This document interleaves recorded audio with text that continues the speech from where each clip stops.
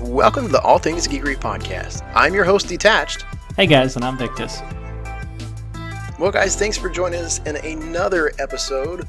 We have some amazing things to talk about tonight because the Marvel Universe is pretty much on fire right now with the Avengers Infinity War. And that's what we're going to be jumping into. So thanks for joining us. And my children are only 10. I say only, they're now 10, but they're only 10, so they didn't get to see the things that we did when we were kids, right? Right, and we're seeing on a cinematic side the rebirth of comic book people that for those of us that didn't pay a whole lot of connection to the comics, we're seeing them for the first time, and they're being fleshed out and have some great actors being chosen for them. And like I said, we're building a relationship for them, and we get to see the first taste of the culmination of this storyline that's been building up in Infinity War. And I'd say they nailed it. They absolutely nailed absolutely. Knocked it out of the park. Yep. Knocked it out of the park. I mean, highly recommend you guys go watch the movie if you have not, or if you've had reservations about the film. Just take those reservations off, because best Marvel movie they've made and best story script so far, for sure.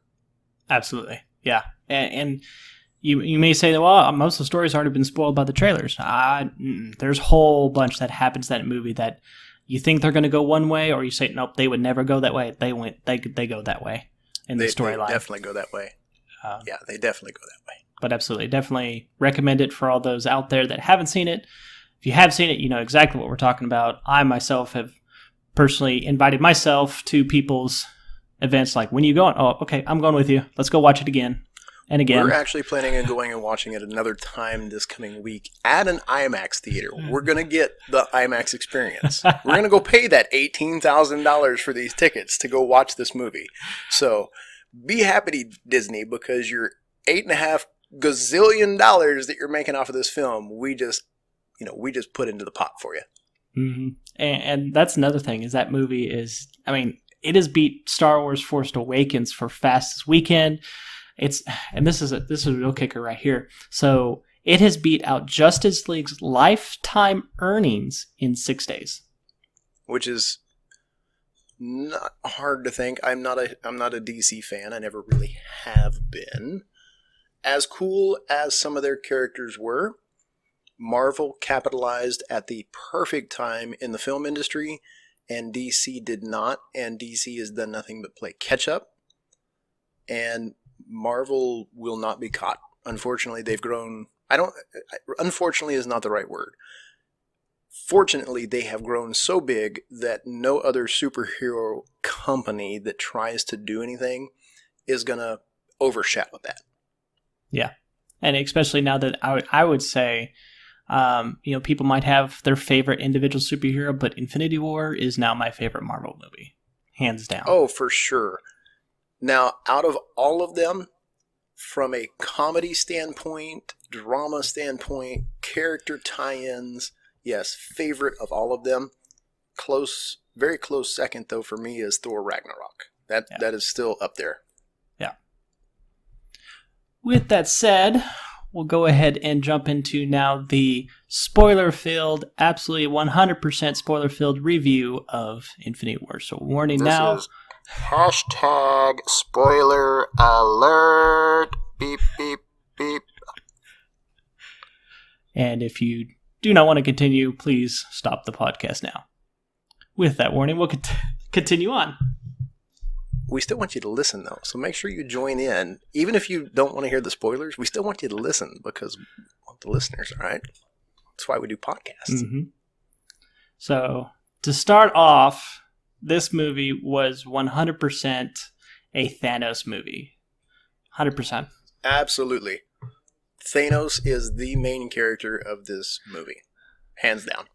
And some people say, well, we kind of expect that with a villain, but it's not just, he didn't come in and say, I want to destroy everything. No, he came in and you introduce and you get to know Thanos. I mean, it's right up there with kind of how, I would say kind of how we've seen like the Joker be portrayed. He actually had a dimension to him showed emotion. He wasn't just I want to kill everybody in the universe. No, you actually see emotion from him all across the spectrum. He feels sorry for people in certain instances. He empathy with certain people, anger, happiness. So I mean, we see it all from this one villain. I mean, of course, he has more screen time than anybody of the entire movie, but it's well placed. Well, and with that being said, as far as the screen time that you actually get to see from Thanos, again, we're looking at a 10-year buildup. So ultimately going into this, when you watch the very first Iron Man movie, hindsight, you don't know that this is the end game and goal, but those producers and everybody, once they tied everything together, once we kind of got a good picture of where we were going with the Marvel Universe, we knew that Thanos was going to be a part of this one way or another. Somehow this was coming to play. And I think they've done a cool job and a good job at the end of the films giving those little snippets, because everybody knows at the end of the Marvel movie you stay for the credits. If you don't stay for the credits, well, you're dumb. Sorry, you are. If you don't stay for the credits for a Marvel movie, that's just dumb, because that's where all the good stuff is. You know that. And they've done an amazing job through all of these films. This makes number 18? Mm-hmm. 18. Yeah. 18 films. So 17 films in of getting snippets of the ultimate bad A, Thanos, finally getting delivered to the screen. The coolest part about Thanos is you can like him and hate him at the same time. And they portrayed it very well, because I hated the dude, and the next minute he turns around and does something that's sympathetic, and you're like, oh, he has a heart, and he is actually, there's more to them than destruction. And in his twisted brain that they have portrayed, he wants 50% of the universe to die, and he wants 50% of the universe to live so that everybody can live comfortably and not fight over resources and have peace. As delusional as that thought is, he's doing what he thinks is right. And to that, I think I kind of give him props for, but my gosh, at the end of the movie, somebody killed this maniac because he is out of his ever-loving mind. Mm-hmm. Well, and especially, at the end of the movie, when we start seeing some of our favorites just die off, you have that very last scene where he's sitting down, doing exactly what he said he would. He's sitting down, relaxing, smile on his face, watching the sunset, and he's watching the sunset in a garden. The dude's he's gonna go be a freaking farmer. Yeah. Which, call out to the comics, that's exactly what happens to Thanos in one of the comics. It is. Yep. But at the very same time, at the very end, you feel anger. Like, what? You just killed off some of my favorite people in all the movies. Yeah, so guys, like we said, this is a huge spoiler alert, and the death toll in this movie of our characters, it's phenomenal how many people die in this one movie. Now, if you guys haven't listened to our previous podcast, we did what we thought was going to happen. Go check that one out. It's the previous episode. It's season 2, episode 3. And we kind of gave our instance of what we thought was going to happen and some of the people that died. The people that I thought were going to die didn't die. Everybody else died, though. Like, everybody else died. I mean, we almost... Basically, the only people that we've got left are the original Avengers. Yeah. Everybody else dead. Yep. And Rocket. And Rabbit. Yeah. And the Rabbit. hashtag Rabbit. But yeah, and this all, at that moment when you had all these characters, some had some great screen time, some you develop on with, and all of a sudden they're just gone. I mean, I was shocked when they killed off Black Panther. Like, whoa. So Black Panther isn't one of my favorites, but I did not think he was going to be one of the ones that ate the bullet. And when they're in the woods, I thought it was going to be his basically lieutenant of the army. I did too. Woman. And all of a sudden he starts fading away, and I'm like, what on earth is going on? They've killed off Black Panther. I still haven't seen the Black Panther movie. Yeah. again, it goes back to that very last scene you see of Thanos. I was angry at him, but I was also, I guess the word is admiration for it, because he stuck to his guns. Accomplished it. He did. He went after his goal, and he sacrificed everything that he needed to do what he thought was right. But in the end, he is a genocidal maniac. Yes, he is. But and props to Josh Brolin. Josh Brolin did an amazing job as the actor. He jumped right into the part. It's the voice. Josh Brolin's voice has always captivated me from his acting standpoint. Yeah. He's not the best actor in the world, but he's really good. And parts like this, I think, are amazing for him. He's got a really good voiceover, and his acting in that, man, the eyes, the jawline, his voice, his mannerisms, he nailed it. Yeah, he really allowed Thanos to, for one, in the instances where it called for it, hold a commanding presence. In the very next instance, it was an emotional presence. Like, you could see the weakness there about to take him. Well, and especially with his daughter, Gamora, when they're sitting on top of the mountain, and basically he has to give a sacrifice, and you see this emotion come over him of, he starts shedding tears because he really truly does, in his own twisted way, love his daughter. And when, another spoiler, Red Skull shows up on this mountain because he's after the Soul Stone, and boom, here's Red Skull, one of the very first bad guys of the Marvel cinema universe. We wondered what happened to him. Well, we find out in Thanos, in Infinity War, that basically this is his punishment for trying to abuse the power of the Tesseract and the Space Stone. He was teleported and now has to live this life of he almost is an overseer of the Soul Stone's resting place, and he can't actually give a sacrifice to get the Soul Stone, but Thanos did, and he had to sacrifice his kid. And in that moment, as he grabbed her hand and started dragging her, man, it was like, you're tugging on the heartstrings right now, because that part of the movie was well done. I really enjoyed it. 100%. And touch back on Red Skull, that was a huge surprise. Oh man, the theater went wild when Red Skull popped up. Everybody was like, "Yes!" Yeah, my theater had a whole bunch of gasps. Like, they couldn't fathom that, this villain for which we hadn't seen since Captain America, that everybody assumed was dead. Some people theorized he was teleported. Looks like that was true. But the villain's back. Of course, he's kind of limited, and we probably won't see him again. Maybe not. But wow, just wow, in showing up with Red Skull. Albeit different actor, they did it very well. You can't really tell. Hugo Weaving is not the Red Skull anymore. He was not the Red Skull. But still, the actor that played him did an amazing job. He didn't have a really large part in the movie, but what part he did have, spot on. He did a really, really good job of explaining what happened, why he was there. And the instance that you see him, the way they introduced him, was kind of a shock and awe moment. And they meant it for a surprise. And I thought, good job. That's exactly what I thought. Was I saw him, and when my kids are sitting there, they don't know who the Red Skull is. They never read those comics, but my wife did. And she turns to me and goes, "Is that who I think it is?" I said, "Yep, that's who you think it is."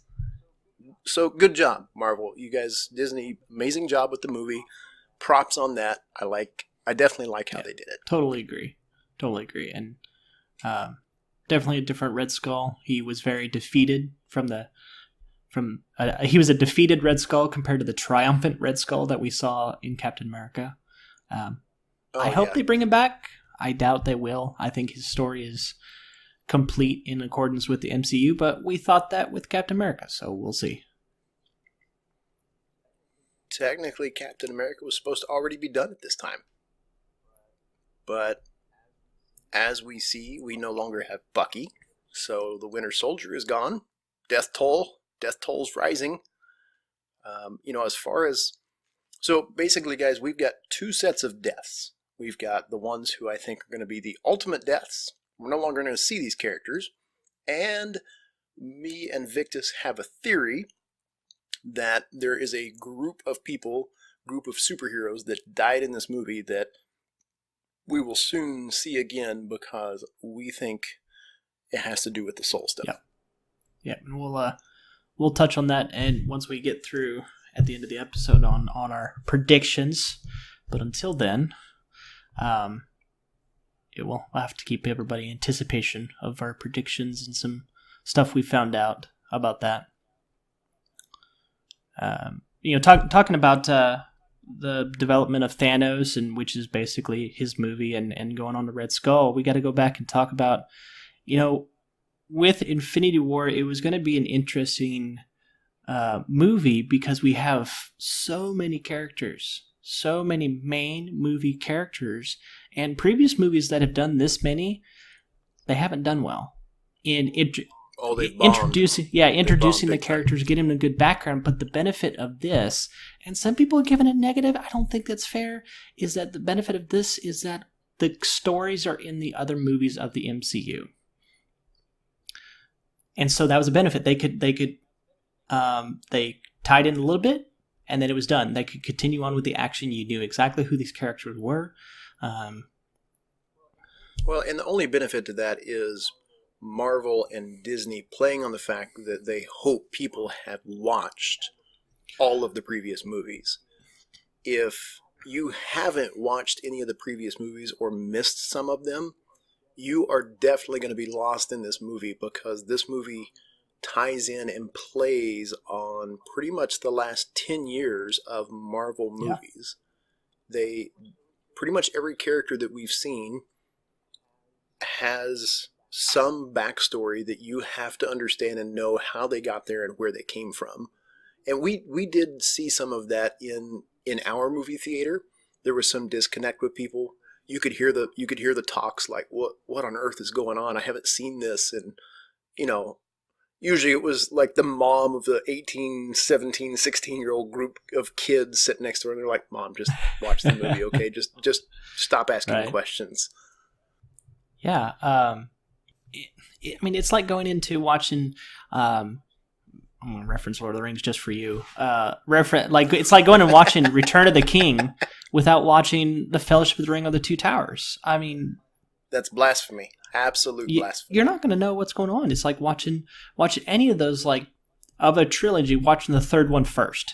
You have no idea what's going on. All the character development was in the other two. So they can put in all the deeper story in this movie. So, I've seen some reviews out there that have, knocked Infinity War because of that, because there wasn't, quote-unquote, character development for each one of them.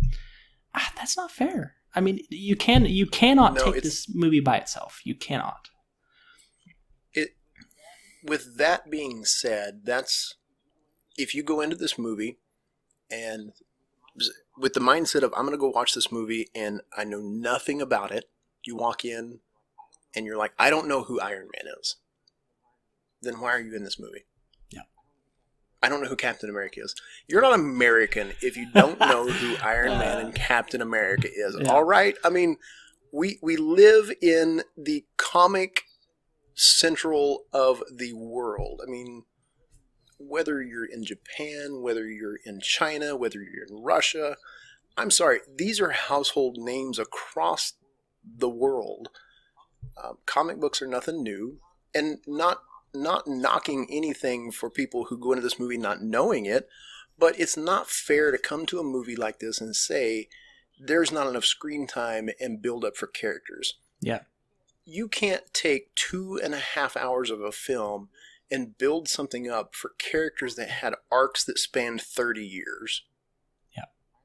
Iron Man didn't have a 2.5 hour intro in a comic book. He's a 35-year-old comic superhero, and we've had 10 years of him for a build-up. And this movie was like an ultimate peak for him. We've watched peaks and valleys of Iron Man now come from, the arrogant, cocky billionaire to, suave, very bold leader. And I like what they did with him because they made him a leader. And, Captain America, it's like a flip-flop. He's this rogue vigilante now.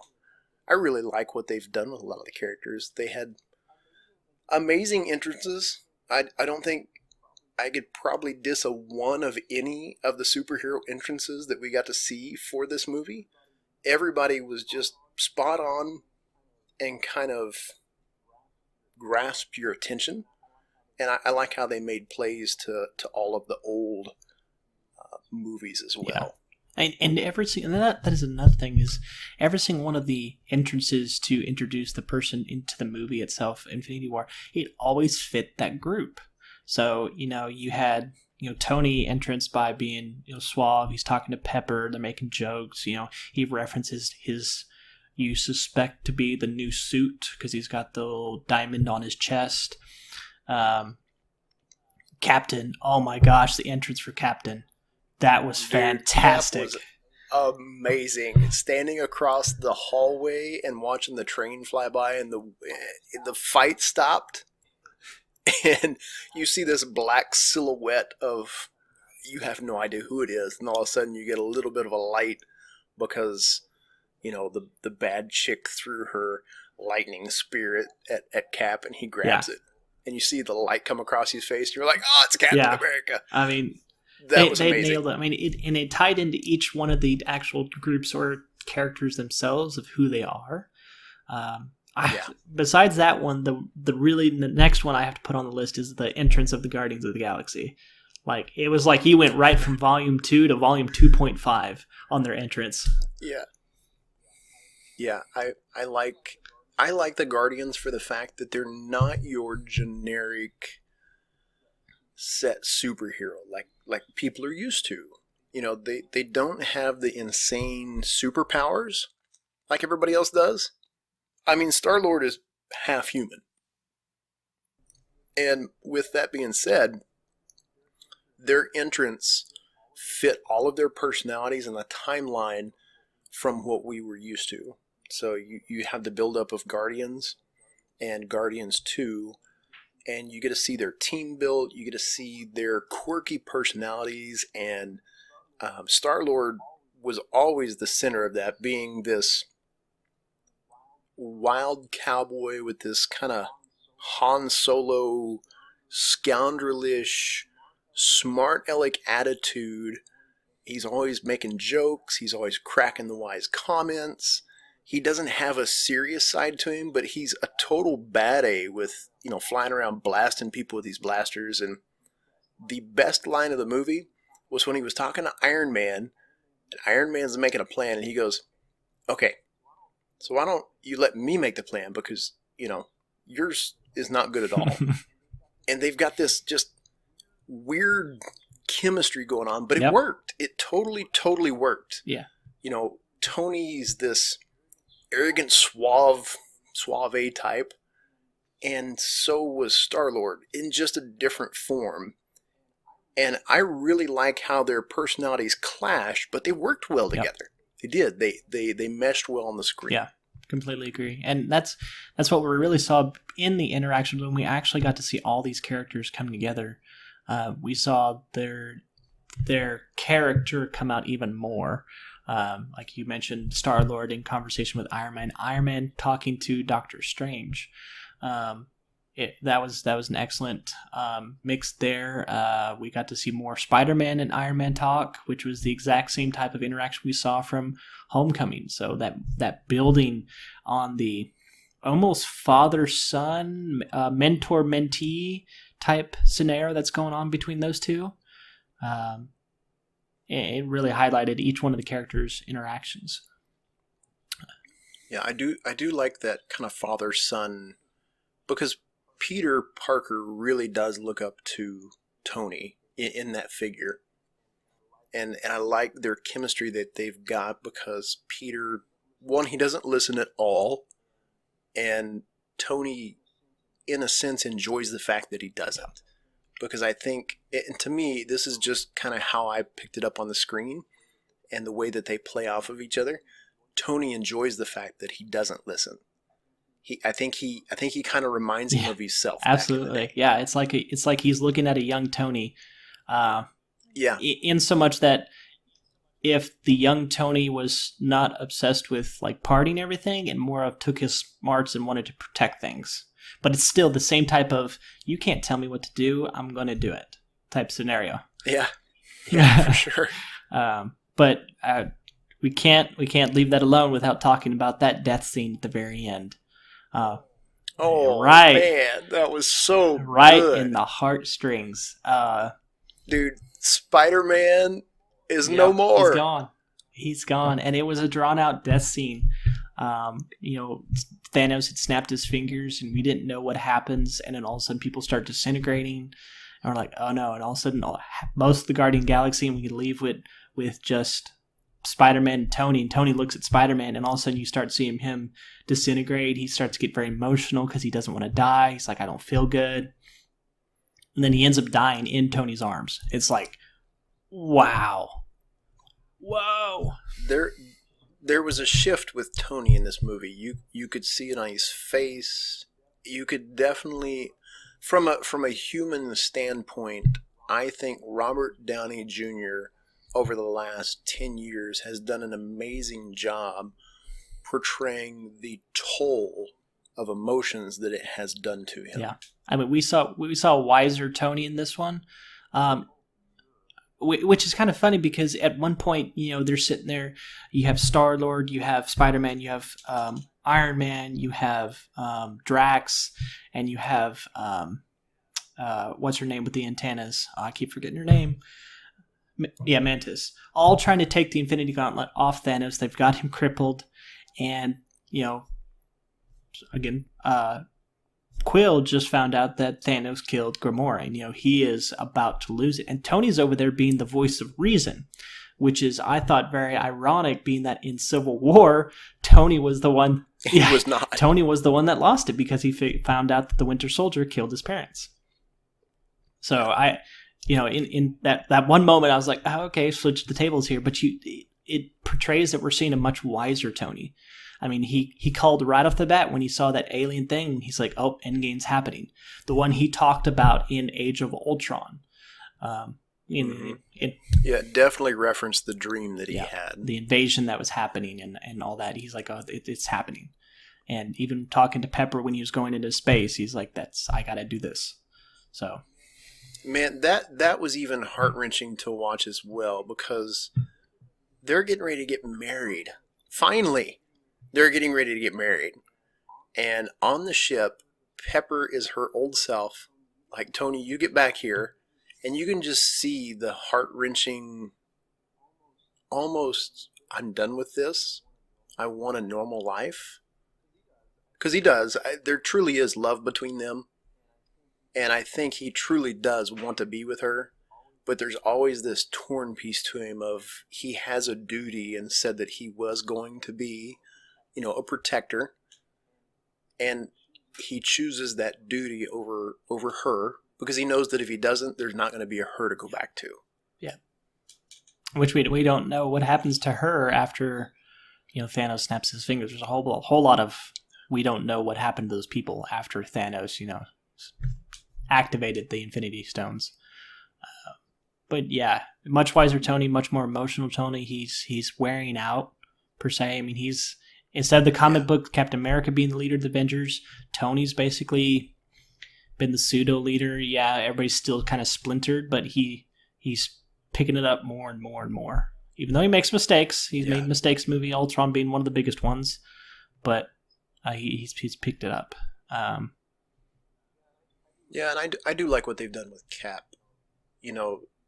The whole piece of what made Captain America was his character. It was his righteousness that he stood up for, And one of the things that they kept talking about in the movie was we don't trade lives.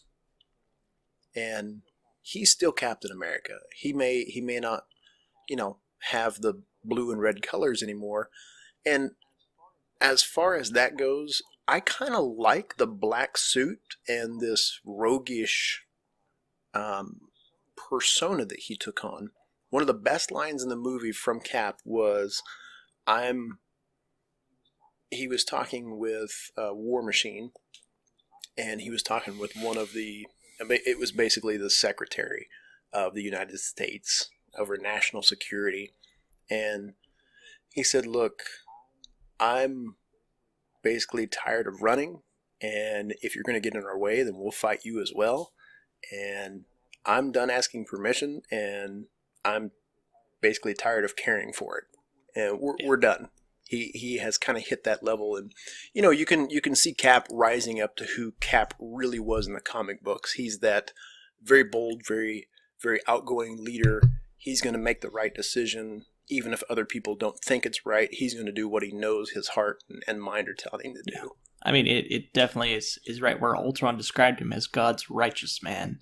He the government came up against him. Well, he decided to go against the government because it wasn't the right thing to do. So, but he always is doing the right thing, and really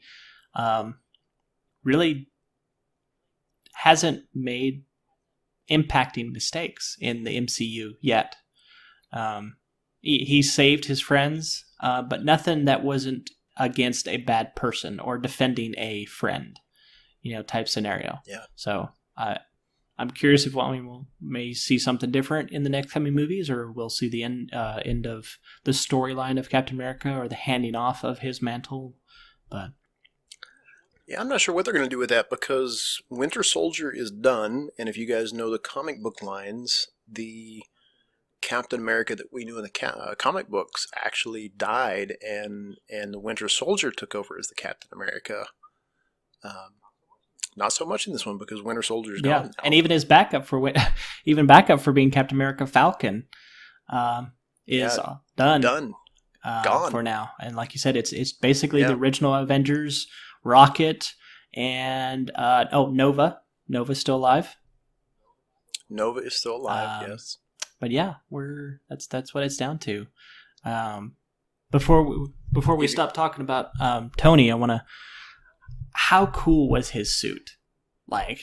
Oh, dude, the nanotech on his suit was freaking amazing. I love the entrance. It was so. It reminded me when the first time you saw Tony Stark put on the suit back in Iron Man 1, when he stood up, he sees it come down and the face mask come down. Mach 1. And wow, and then you get to see the full ability of the nanosuit almost immediately, and later when he's fighting Thanos, he's knocking pieces of armor off of Iron Man Thanos's, and he keeps growing them back via nanotechnology. Yeah, the cool part was when his feet merged together and became one giant rocket. That was so cool. I love, and it does stem back to an actual comic book line. This wasn't just made up for the movie. There is an actual comic book line of Tony Stark creating nanotech technology for his suits, and it was a short-lived series, but still, nevertheless, it was a series. And I love the entrance of the suit the best because the way it grew onto him, and then the last piece taking off the sunglasses. Yeah, that was so Tony thing there. That was, and the mask forming. I'm like, that right there is killer. That was that moment right there where he was taking off the sunglasses and the helmet formed over his face with the exact same type of feeling that I felt in Iron Man 1 when he got shot down by that tank. He landed in that big crater and was climbing out of it. You're like, oh, you're done. That's it. You're done. Iron Man's coming after you. And his skills, as far as how he understands to use the suits now, way, way better than they've ever been. Yeah. He displayed some cool tactics in this movie. Yeah. His fighting abilities were extremely good. And this goes back to another heartstring moment when he was fighting Thanos there at the end of the movie, he put up a legitimate good fight against Thanos by himself, like to the point that Thanos was struggling with him. Yeah, I mean, this is a human being, and Thanos is the most powerful thing in the universe at this point in time that we know of. Yeah, I mean, I think he even activated a couple Infinity Stones to fight Tony. He did, which was nuts. And the only reason Tony lost is he ran out of nanos. I mean, they kept pulling more and more parts off of him. He like one point had to move part of his shoulder down to his arm to get his pulsar back or something like that. But yeah, it actually held up Thanos for, instead of being instantly gone, a couple seconds. All to be, fruitless, but still. Put up. Right, at the very end, the heartstring piece of it was when Thanos reached down to him and said, "Tony Stark, I respect you." Like, wow. Because that comes down to a warrior mentality.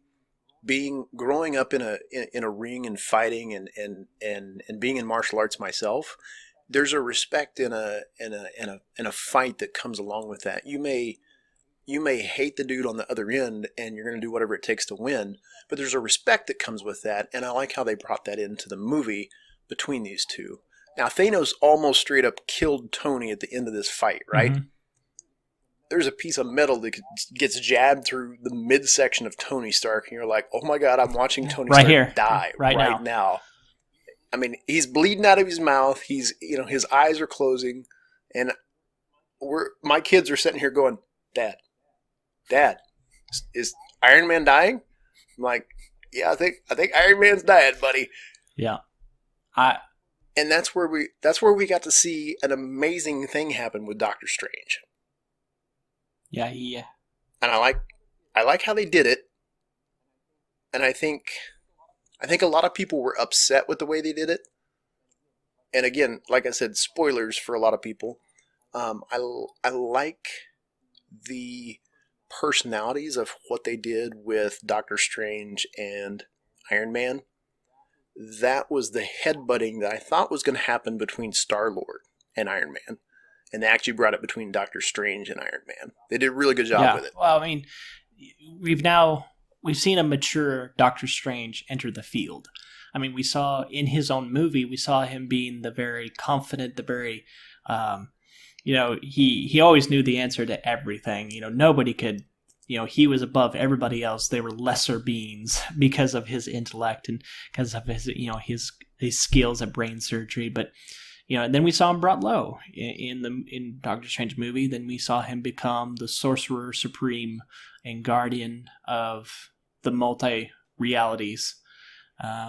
And we see the age take effect almost immediately, where we saw a little bit in Thor Ragnarok where he interacts with Thor and he's like, hey, I've been watching, why did you bring him? Why did you bring your brother here?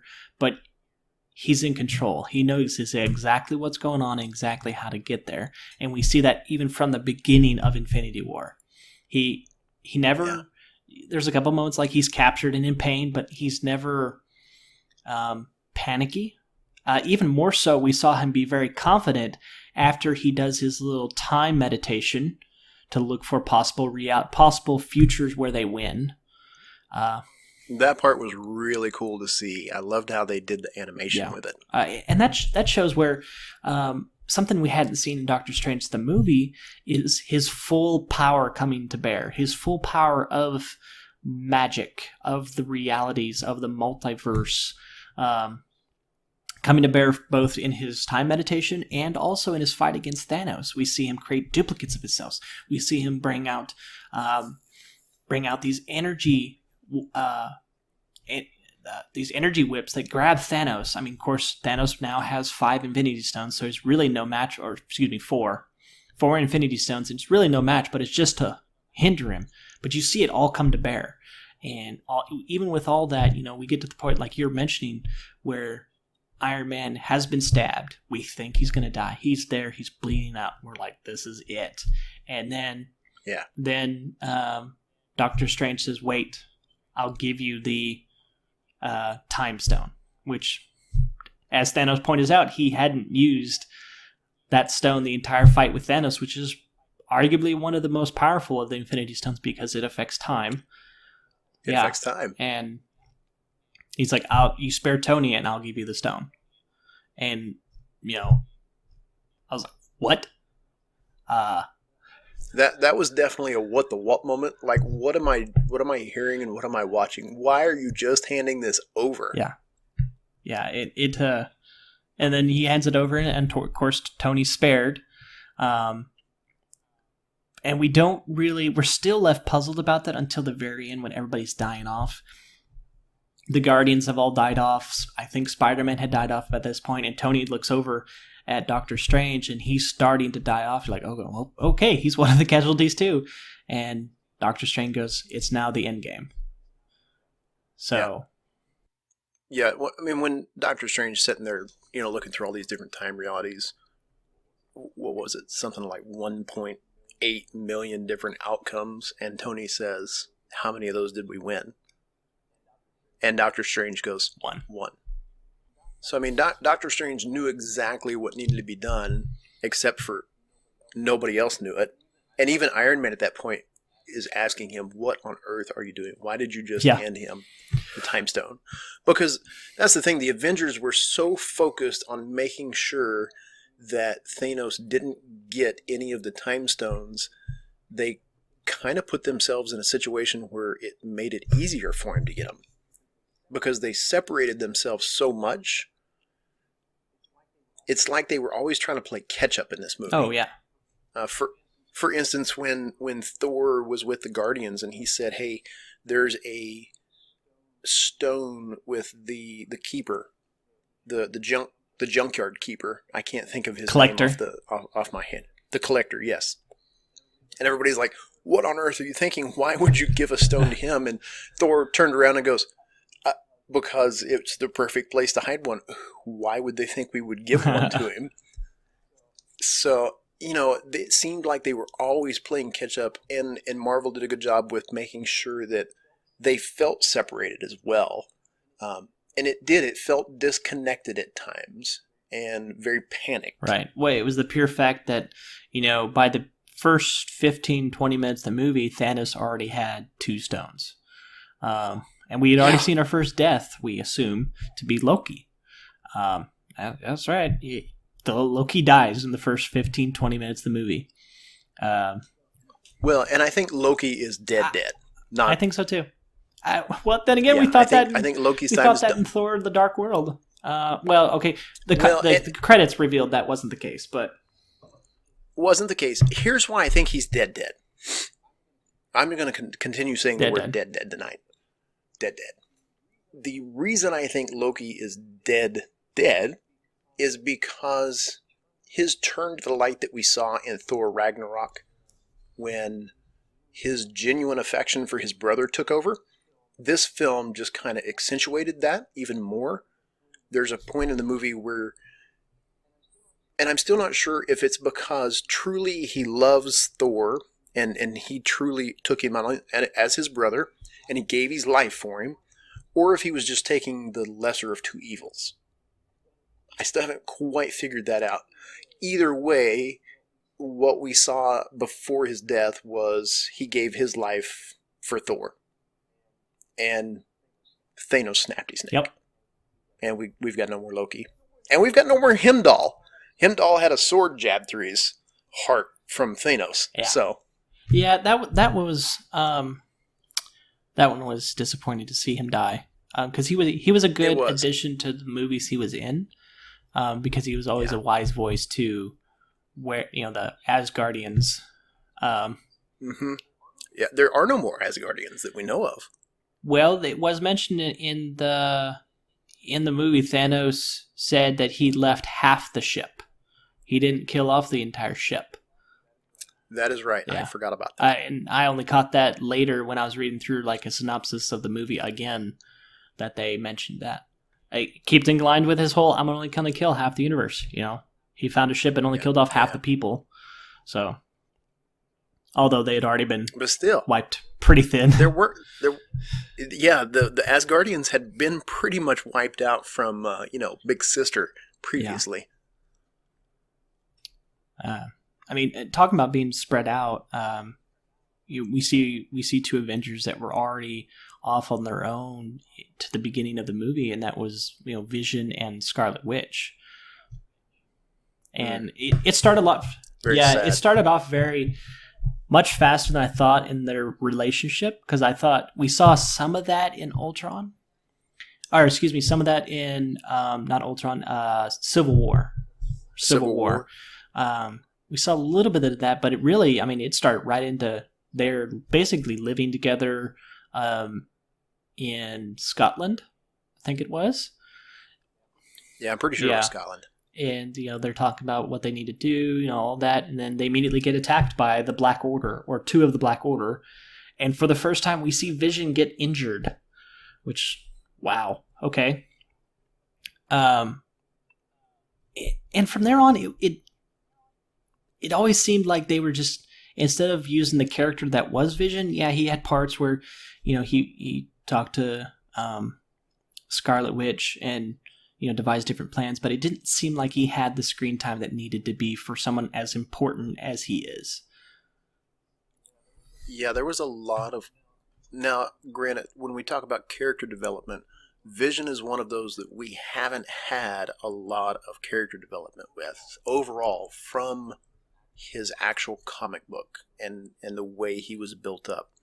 He was an extremely important character in the comic books, and this movie, this is just personal for me, I used to really like Vision's character and love the character that he was in this movie because it was Jarvis in a living form, and with him acting out what happened in this movie, when you said he got, injured, like injured to the point of non-existent, once he got stabbed with the Black Order blade, he was pretty much done for the rest of the movie. There was maybe 3 instances where he was able to do something, but it wasn't with Vision's, like, he didn't fly in the movie, he didn't really use any of his superpowers.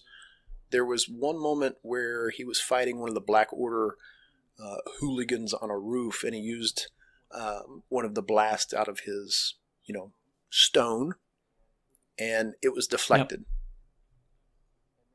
And then he got thrown off the top of the roof, and, then he was crippled and couldn't do anything. And I don't know, they took Vision and pretty much said, I'm done with you. We're just going to throw you away.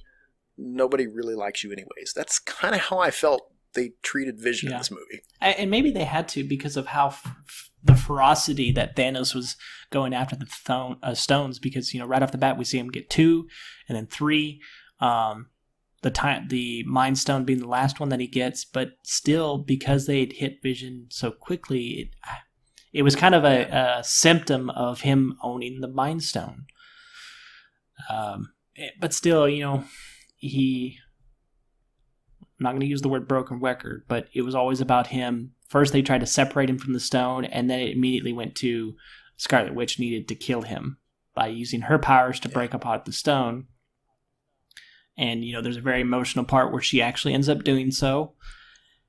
But, and this was like, it was happening. I was like, and Thanos already had the time stone by that point. I was like, and he's going to activate time stone. And he did. He's going to reverse time. Yep. So, absolutely he does. So pity for Vision. He died twice in the movie. Yeah, he died once because Scarlet had to kill him. He got reversed, and then Thanos rips the time, the Mind Stone out of the dude's head. Yep. And he just goes completely gray, and we no longer have Vision. So Vision is another one of those, pretty sure he is just dead, along with Heimdall and Loki. We've got Vision, and some people are thinking Gamora might be completely dead, like she may not return. I don't think that's the case. I think we may see her again. So there are some people that did die in this movie. Just be warned and ready if you go watch it. And, you know, you're like, oh my gosh, they killed Yeah. everybody. Yeah, they kind of do. Yeah, they really. I mean, we were thinking about like individual people dying, but no, they killed off basically half the Avenger lineup that we had been Yeah. seeing up to this point. So Literally at the end of the movie, you are worried that there are going to be no superheroes left. That's how many people are dying at this one point in the movie. You know, you start seeing people, you know, turn to ash and float away. And when Captain America and Thor and War Machine and all these guys are sitting here walking towards the screen, you're like, all right, which one's next? Which one's yeah, going? yeah, it was and they just kept dropping. It'd be interesting to see the what's left and how they interact. But you know, you mentioned Thor. We haven't talked about him a whole lot, but how he acted and the Thor we saw in this movie was great.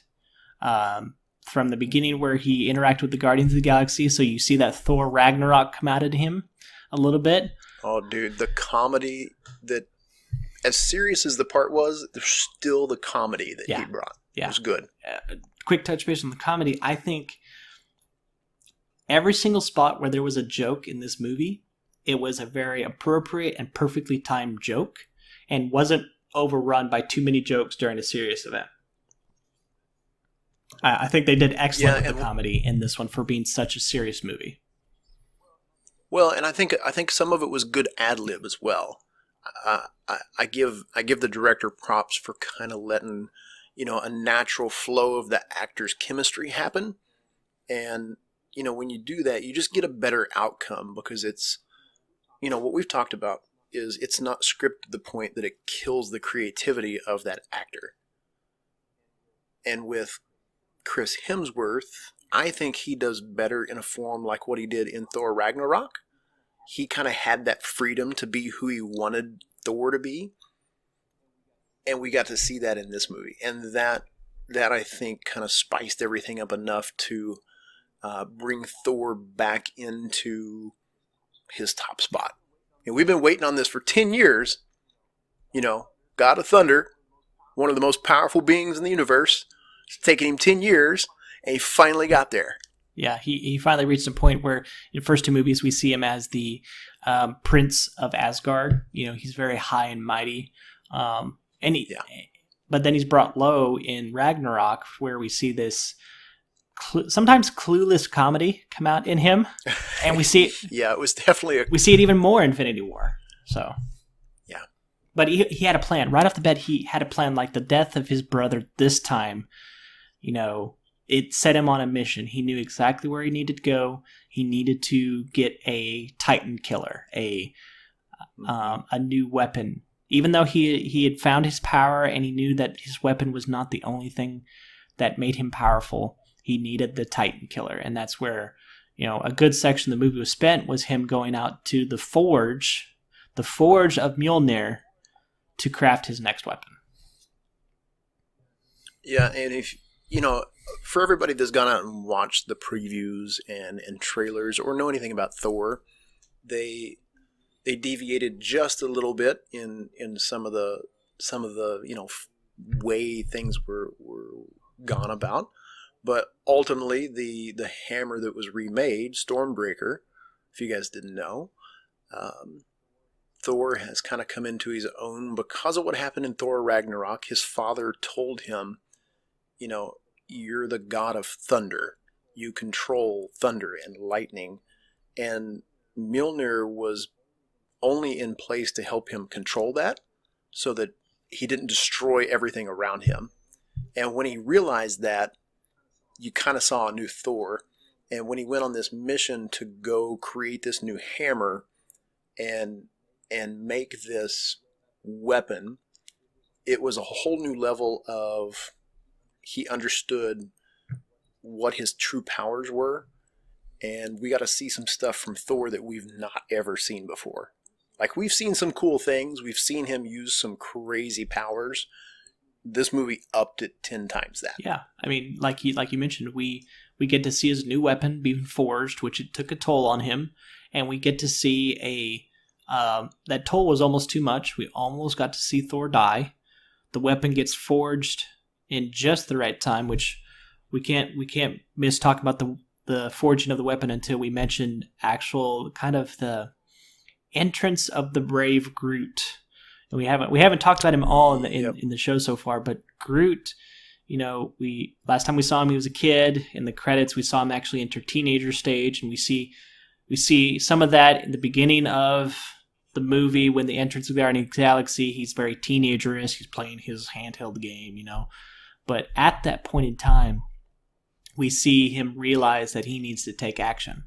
And he is actually he's part of the process of forging the Stormbreaker of the MCU.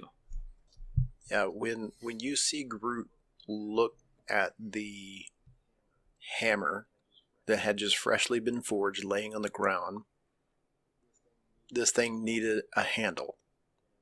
And the forge maker is frantically running around the forge looking for a handle to put on this thing. Thor's laying on the floor almost dead. And Groot looks at this and goes, how about I just grow an arm out and give you a handle? That was one of the coolest scenes in the movie. I thought Groot was pretty much done for. As far as the storyline and how he was being used in the movie, it was cool to see him grow up as a kid and then go into the teenage years. I thought they were just kind of playing him off and brought him back because he was a fan favorite and everybody loved Groot.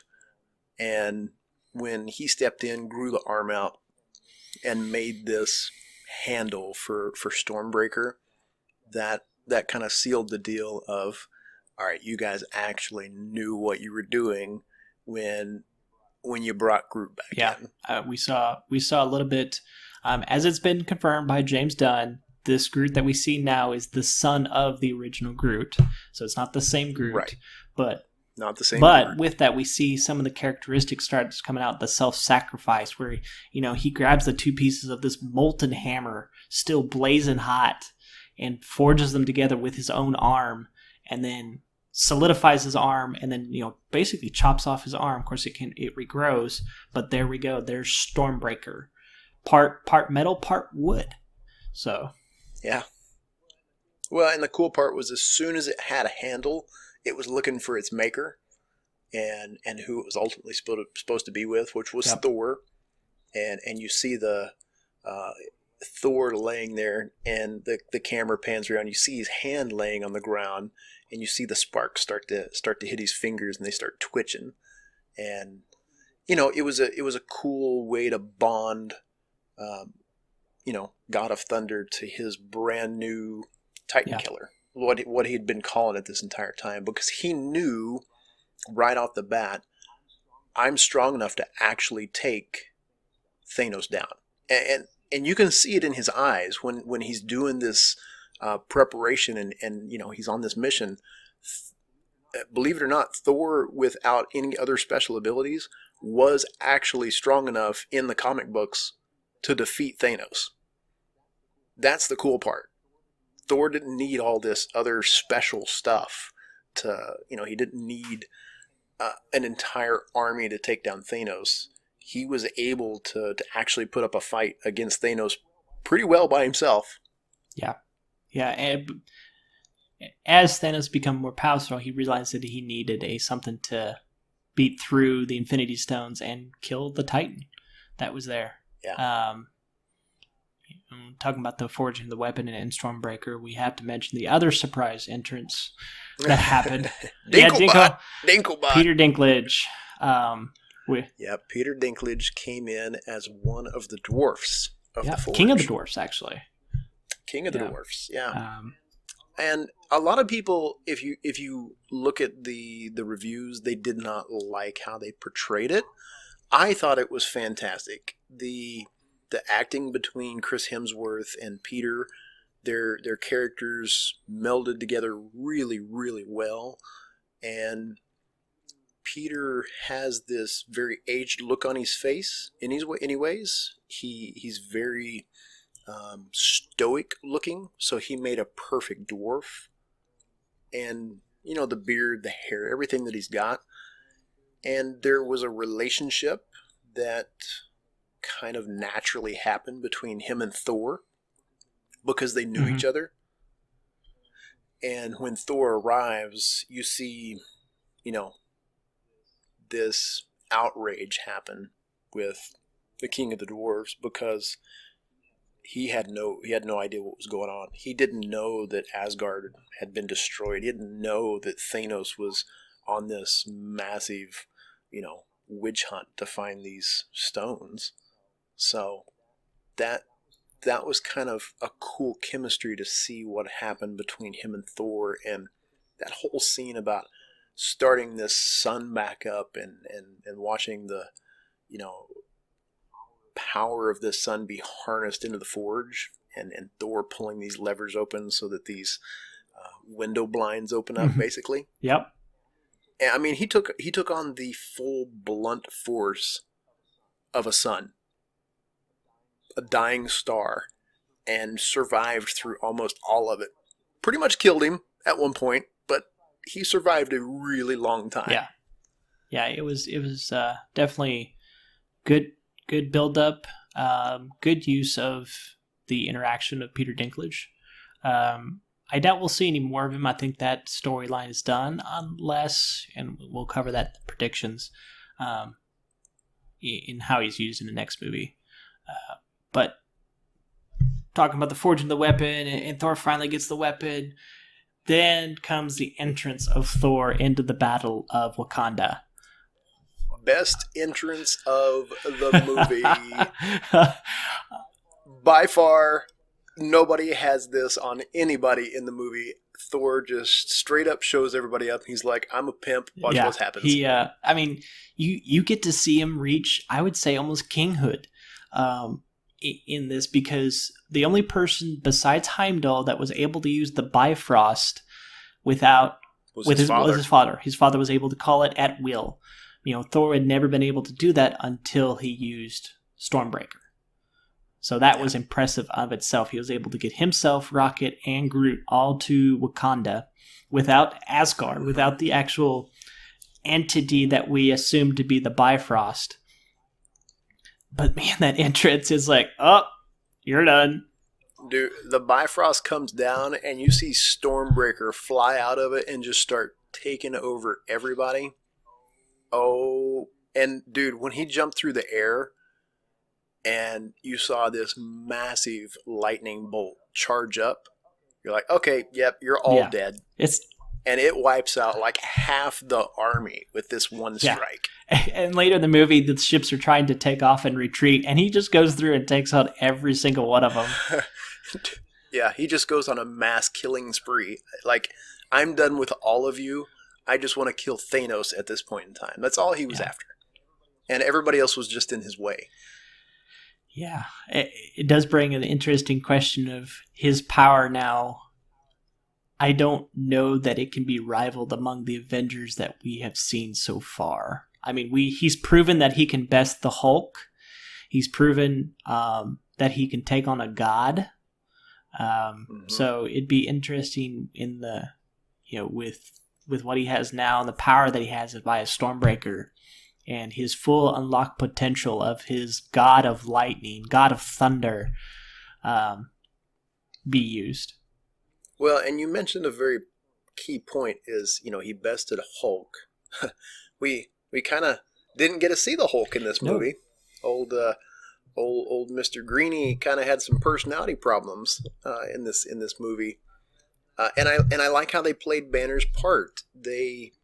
We got to see a little bit of that in Thor Ragnarok. If you guys watched it, you saw some struggle with what happened to Banner and him fighting almost himself. It was a struggle between, do I rage and become the Hulk, or do I just want to be normal? And, you know, there was a point where Banner had kind of understood and learned how to control how, you know, he did things. The cool part of that was a few movies ago when Banner's sitting there in New York and he turns and looks at everybody and goes, "That's my secret. I'm always angry." And that was kind of a realization for everybody of that's the Hulk right there. Banner is the Hulk. And this has definitely been the best character we've had that's played the Hulk for sure. For sure. Mark Ruffalo's fantastic at it. But the most ironic part of the movie is the Hulk was actually piloting the Hulkbuster Iron Man suit in this film. Yep. Yeah. Because he's sitting here fighting with himself going, "All right, Hulk, where you at?" And Hulk comes out and goes, "No." Yeah. He's sitting here flying this ship, and the Hulkbuster suit is trying to learn how to do it. That was a cool little piece. Because again, we've got another creature here. The Hulk kind of has unrivaled strength and power, because the angrier he gets, the tougher and meaner and stronger he gets. We got to see the Hulk. Basically, the Hulk got his butt handed to him by Thanos. Oh, absolutely. At the very beginning of the movie, Thanos was like, no, let him have his fun. It's okay. And then he just goes to town, and he straight up throat punched the Hulk and made him turn back into Banner. That point right there where we get to see, for one, Loki actually gets to use the term that Iron Man used back in Avengers 1. He's like talking to Thanos like, "We have a Hulk." He's going on this monologue, and at the very end he has a Hulk, and here comes Hulk raging out of nowhere, slams Thanos in the wall, and we think he's about to beat up on Thanos, but nope. His one of his Black Order guys, he's like, just let him have his fun, and then all of a sudden here's Thanos. He just overpowers Hulk to the point that knocks Hulk out. He's bleeding, he's unconscious on the floor, and you're like, oh, okay. All right, that just happened. Yeah, that truly just happened. And that brings up a really interesting point, because we haven't seen Super Angry Hulk yet. Because he's got a couple of other modes, and I'm anxious to see if we get to see those in the next movie. Yeah, and that you brought up a point that was comic reference, in that the angrier Hulk gets, the stronger he gets. I don't know if they'll apply this to the MCU. I mean, we don't see that, where the angrier he gets. I mean, because he's been in situations where, you would think he's gonna get angry, but he doesn't get stronger. Well, and I love his soft spot for Black Widow. That was a cool little tie-in. It's, again, they've done a good job on the screen time with it. It's kind of a natural, organic feel to their relationship, and it's really awkward. They made it super awkward in the movie, and Falcon's standing there with the group, and he even looks at him going, "Oh, this is awkward." Yeah, and they did a good job.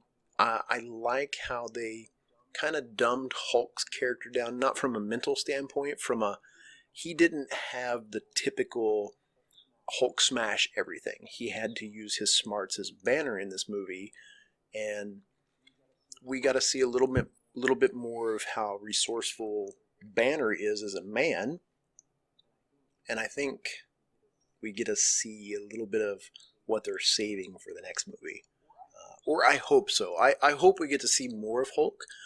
Maybe we'll get to see Purple Hulk. Maybe we'll get to see Gray Hulk. I don't know. That goes off into its own, rabbit hole of what Marvel did. There was a whole, Hulk was outcast to a completely different planet because he was so outraged they couldn't control him. Yeah. And that goes down a whole different rabbit hole to see if they go down that. I really don't think they will. Yeah, they pull up just the right enough from the comics to make a good movie. But before we leave Hulk, it was interesting because he had such this beatdown from Thanos. He was scared to, the rest of the movie we see just Bruce Banner. He's sitting there trying to coax Hulk out, and Iron Man's making his, okay, hey, you got some performance issues, I get that. But every time he almost gets him out, you see Hulk come out for just a little bit. He's like, no, and he withdraws back into Banner. And that's the reason why Banner's in the Hulkbuster suit, and it's really a depth to Hulk that something that we haven't seen yet. We saw a little bit in Thor Ragnarok where he's kind of his own. He likes fighting because I'm just so angry, talking to Thor. Mm-hmm. But now we see him actually scared to face somebody that laid the beat down. Didn't even have to use any Infinity Stones, just beat down. Just straight up.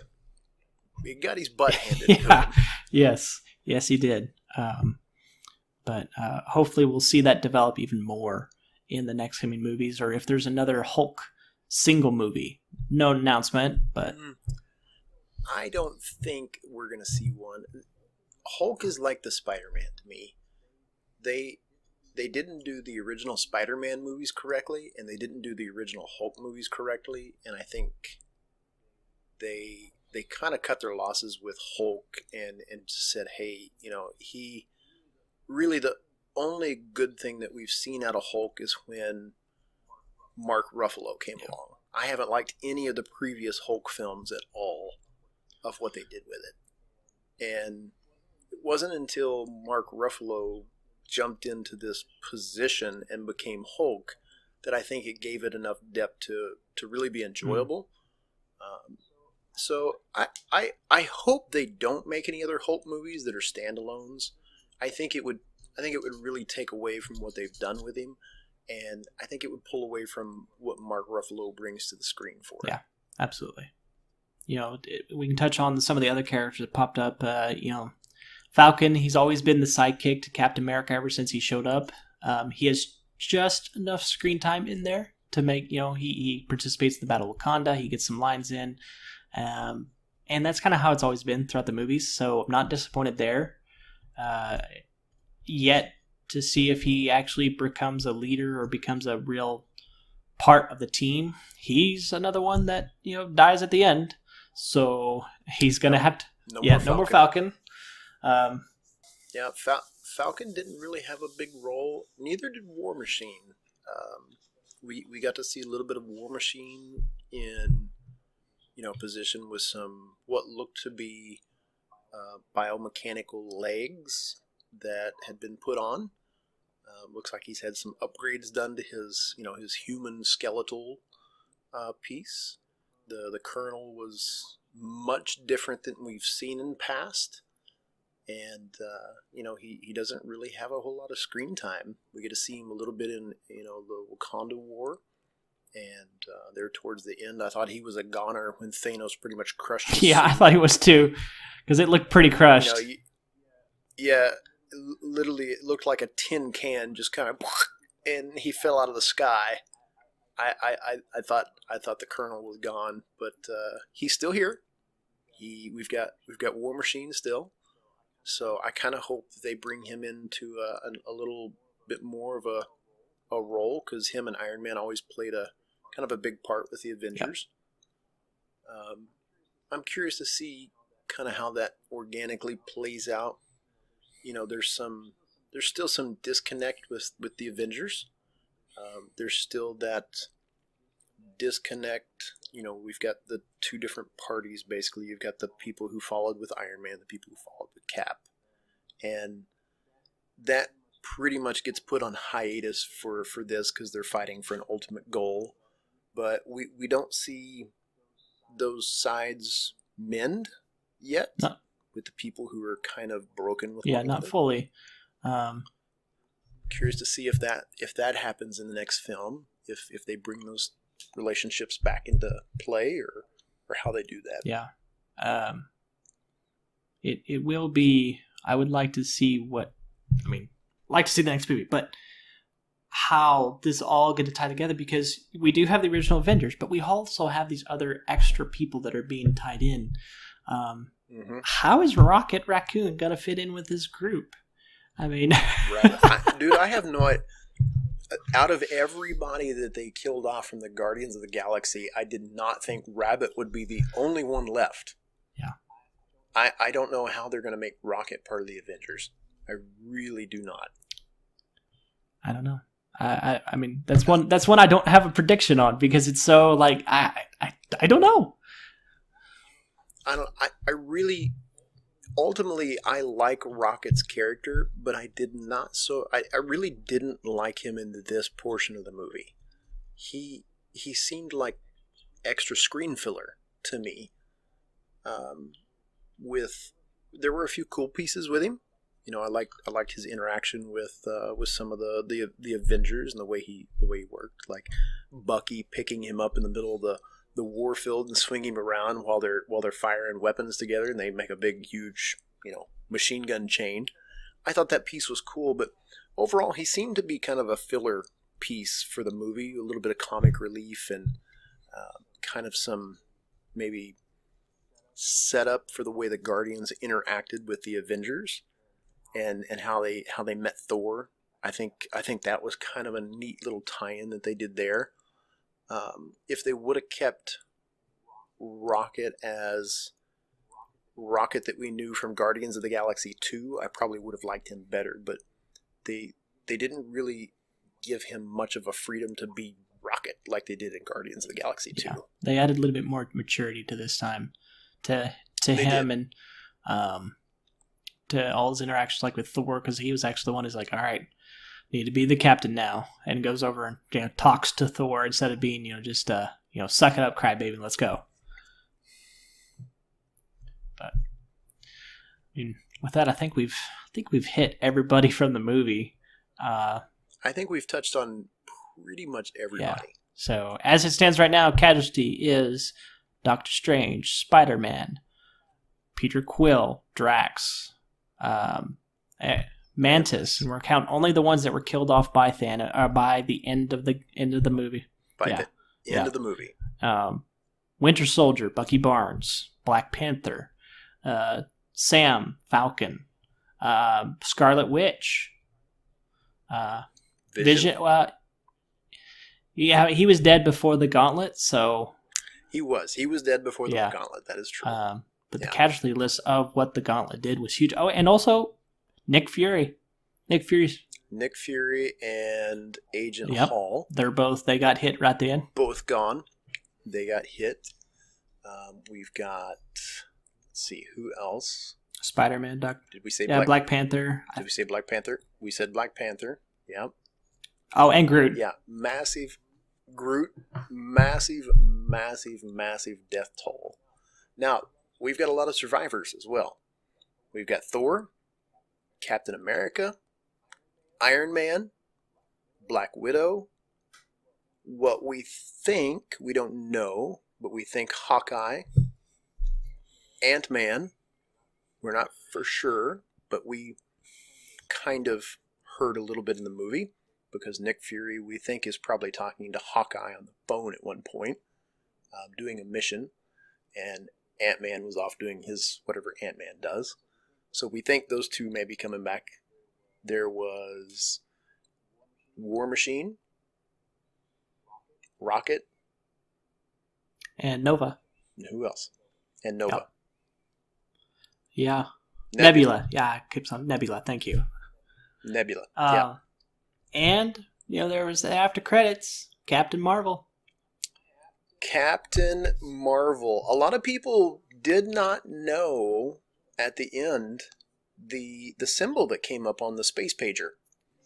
And it kind of came out of left field. It was a whoa moment. Like, what on earth just happened?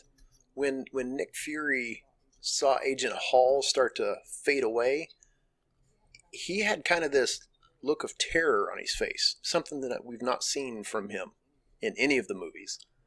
And when he pulled the pager out, you get to see Captain Marvel's logo at the end of the movie. Of course, it cuts to black screen and then comes up and says Thanos will return. What a terrible place to end the movie, but unfortunately, that is where we ended the movie. Yeah. And if you guys don't know a lot about Captain Marvel is not a dude. Captain Marvel is a woman. She is probably the most powerful superhero ever made in the Marvel Universe. Yep. Because her powers are cosmic based. They are not power-based from machines or magic. They are cosmic-based, and they kind of do some things that we haven't seen yet. Basically, she can harness the power of an entire sun. She can suck up the power and then, use that to destroy things if she wants. She's extremely, extremely powerful. There's some crazy things that she can do. I'm curious to see how they really bring that into the next film and what happens to it, because she does have a movie coming out next year. March of next year, I think March 30th is the time frame that we're looking at for Captain Marvel to be introduced. Yep. We've already got Brie Olson. She will be the actress that plays Captain Marvel. I think it's a good choice for the character. She's very fitting as far as the way she looks, and curious to see how they bring her in. The few pictures that I've seen of Captain Marvel, the suit looks way, way, way different than any of the comic books. I think they're trying to maybe do something different. I don't know how they're going to introduce her. I'm curious to see what happens as far as the Avengers that we have now, how they bring in Captain Marvel. I don't know, there's so many things that are left unsaid, and really what the heck happened, because in Guardians of the Galaxy 2, we've got Adam Warlock. Mm-hmm. I mean, where is he going to play? What part is he going to come in? And this kind of goes into our prediction, what we've been kind of waiting to get here for. We had originally kind of hinted towards what Victus and I thought our predictions were for the people who died by the Infinity Stone, the Gauntlet. Not so much a physical death by breaking a neck or falling off cliffs or getting swords jabbed through their heart. The people that died faded away into ash. Our prediction is they are currently trapped in the Soul Stone. Mm-hmm. And if this is my prediction, is that Adam Warlock is one of those insanely powerful beings. He's a cosmic being that, was created, and he has magic abilities, and he's actually able to harness the power of some of the Infinity Stones at one point in the comic book lines. Speaking of the Soul Stone, and that was one of them. So I'm curious to see if maybe Adam Warlock is able to manipulate the stone, or if he meets some of these people in the Soul Stone, is able to do something with it. Somehow I think the Time Stone is definitely going to come into play again, and we're going to see some of these people that are supposedly dead come back, because we've got movies coming out next year of people that died in this movie. Spider-Man has another film. Black Panther has another film. Doctor Strange has another film. And we posted some news today about Guardians of the Galaxy 3 coming out. If there's only one Guardian of the Galaxy left, what are they going to do with it? I really don't know exactly how these timelines are going to match up. Yeah. And where are the Infinity Stones, and what happened to them? Because at the end of the movie, we see Thanos snap his fingers, and what's left, I mean, his arm is all like charred up and everything, and the gauntlet is ruined. The stones have no life in them anymore. So some people are predicting that the stones are more of an embodiment and not actual there. So they have to be somewhere. So if you destroy that one, they're reformed somewhere else. You were talking about the Soul Stone, and some people are predicting that, and I'm right there with it, is that those that either were sacrificed for it, Gamora, or were killed by it, are stuck in the soul world. They're not actually dead. They've been sent to the soul world, which would make for, if they're somewhere instead of just reversing time. Whoop, everybody's back.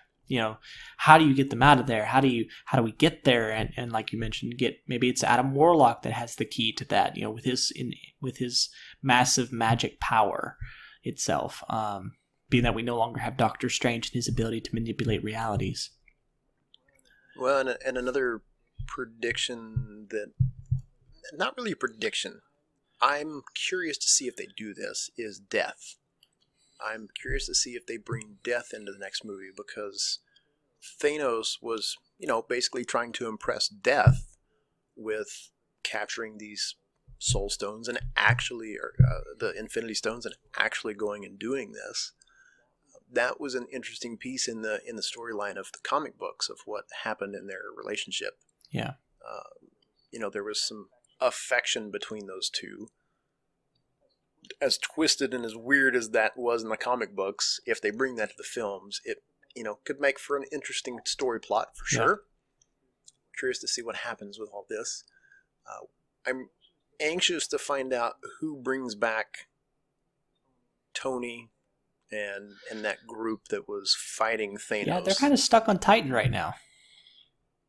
Yeah, Titan's, it's a couple of miles away from Earth. Yeah. Curious to see what happens there. Maybe Nebula? I don't know. I don't know exactly how that's going to function and how they're going to do that. Yeah. And what happens? Does he finally reconcile with Captain America? Does he... which I would hope so, because he's about to place that call before the first invasion happened to call up Captain America. Does he finally reconcile to the Avengers as a whole? Do they unite, or do they continue to be slightly splintered and all of a sudden different? Splinter even more now that half the universe is dead or gone. So. Should be very interesting to see. We have a year. The next movie comes out in 2019. We've got a bunch of other releases and some, spin-offs. I shouldn't say spin-offs. It's just other factions of the Marvel universe that are coming out, like Venom. Venom is coming. That'll be interesting to see how they play that in, because, that's one of the arch enemies of Spider-Man. Yeah. And we've got another Spider-Man movie coming next year.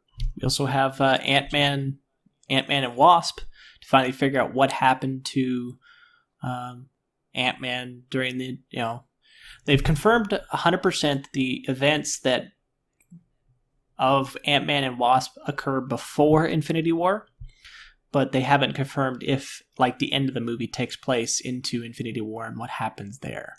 So... we'll finally know what happened to Ant-Man. Why is he not with the Avengers? Because he was part of that Civil War battle.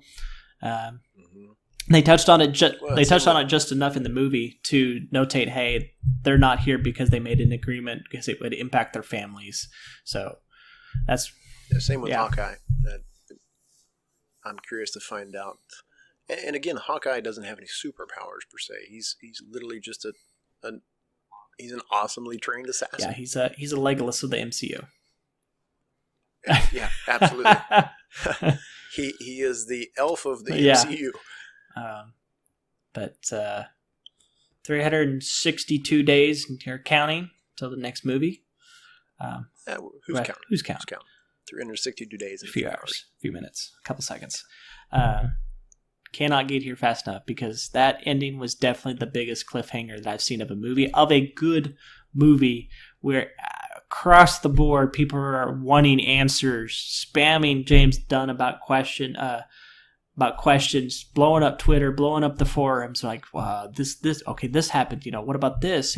Did Doctor Strange actually know that giving up the time stone was required, or was it saving of Tony? Was it keeping Tony alive because he's the linchpin? So yeah, there's so many things to be answered, and Marvel really delivered on this film. I think the second one is going to be even better. They've done an amazing job. They're setting themselves up for success over the next few years. They've got a massive roadmap still to play out. We've got a lot of movies coming out next year that are going to finish tying this story up. And when you look down the road, what are they going to what are they going to do past this? Are we going to have the Marvel Cinematic Universe 10, 15 years from now? Are they going to do things like the X Factor group? Are they going to bring in new facets of those Marvel characters that we grew up with as kids? So I'm curious to see where Disney and Marvel kind of agree upon and how they continue to make movies. Yeah. All I know is the movie can't get here fast enough. It cannot get here fast enough. And they always make a trailer that comes out like 8 months ahead before anything. And you're going, oh my gosh, why did I even think it was a good idea to watch this right now? Because now I have to wait. Wait all that time to be able to see it. Yeah. So, well, that was our predictions. Our very well drawn out review of an excellent movie. I definitely recommend everybody go out there and see it. Even if you haven't seen it, it is a good movie on its own. Though you will be lost, it is fair to then go back and watch the other movies. Then you can review it. Highly, highly recommend. Go watch the other movies. For sure. Yeah. Go watch the other movies. All that happens in the movie would be much more impacting as you watch. But it is definitely recommended. I plan on going to see it multiple times in theaters. It is going to be a day one by when it comes to movies, and I'll probably wear out that disc watching it again and again and again. Oh, absolutely. We've already started going back and watching the originals. We started with Iron Man 1, and we're just kind of watching through all of the different pieces of the movies right now to pick up on those little nuances that basically Infinity War is tying together. And there's so many things that when you watch these other movies, going, wow, oh my gosh, I did not realize that. So, go check out Infinity Wars if you guys have not. If you guys stayed for the podcast, then hopefully you didn't ruin the experience by listening to all the spoilers, because there was a bunch of them.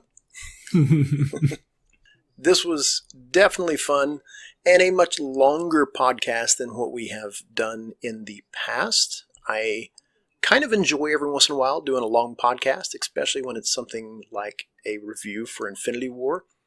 With such a big movie arc and a story plot like this had, it's kind of hard to do those 30 minutes, maybe 45-minute podcasts. And if it's something you guys enjoy, let us know. Let us know, do you want longer content, more content like this? And if you do, drop a comment. And me and Victus will definitely get together and continue pumping out material. We are right now on a 1-month podcast schedule. So towards the middle to end of every month, you're going to get a brand new All Things Geekery podcast. We are in the middle of revamping some of our graphics and redoing a few of the facets and the way we produce material, because we have such busy lifestyles. We are both dads, and we wouldn't trade that for the world, but we are also huge, huge nerds, and we love creating material. So if you guys enjoy it, then just continue to like the material, share, because it does help the show grow, and don't forget to go out and follow us on our social media. And all those links are going to be in the description below when we post this. We hope you guys enjoy.